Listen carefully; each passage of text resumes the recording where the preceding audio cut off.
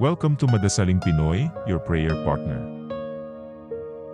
Ngayon ay Lunes ng ika-21 linggo sa karaniwang panahon. Ang mabuting balita ng Panginoon ayon kay San Mateo.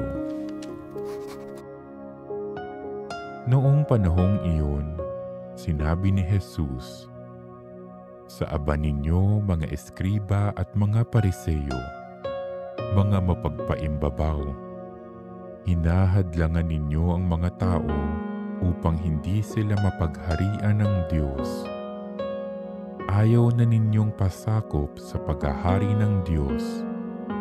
Hinahadlangan pa ninyo ang ibig pasakop.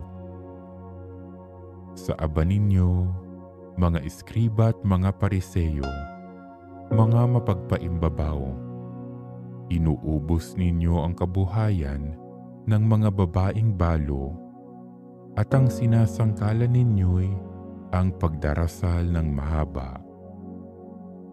Dahil dito'y lalo pang bibigat ang parusa sa inyo. Sa aba ninyo mga eskriba at mga pariseyo, mga mapagpaimbabaw, nilalakbay ninyo ang karagatan at ginagalugan ng buong daigdig. Makahikayat lamang kayo ng kahit isang hintil sa pananampalatayang Hudyo. At kung makahikayat na'y ginagawa ninyong masahol pa kaysa inyo, kaya't nagiging ibayo ang dahilan para siya'y parusahan sa impyerno. Sa aba ninyo, mga bulag na taga-akay, itinuturo ninyo na kung ipanumpa nino man ang templo, walang anuman ito. Ngunit kung ang ipanumpa ay ang ginto ng templo, dapat niyang tuparin ang kanyang sumpa. Mga bulag, mga hangal, alin ang mas mahalaga? Ang ginto o ang templong nagpapabanal sa ginto?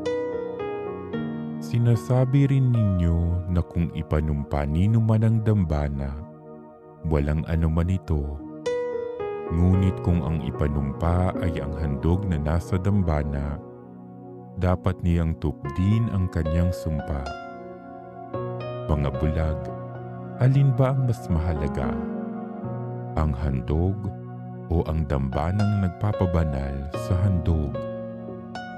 Kaya nga, kapag ipinanumpa nino man ang dambana, ipinanunumpa niya iyon at ang lahat ng handog na naroon.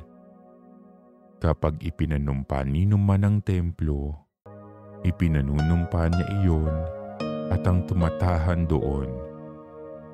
At kapag ipinanumpa nino man ang langit, ipinanunumpa niya ang trono ng Diyos at ang nakaluklok doon.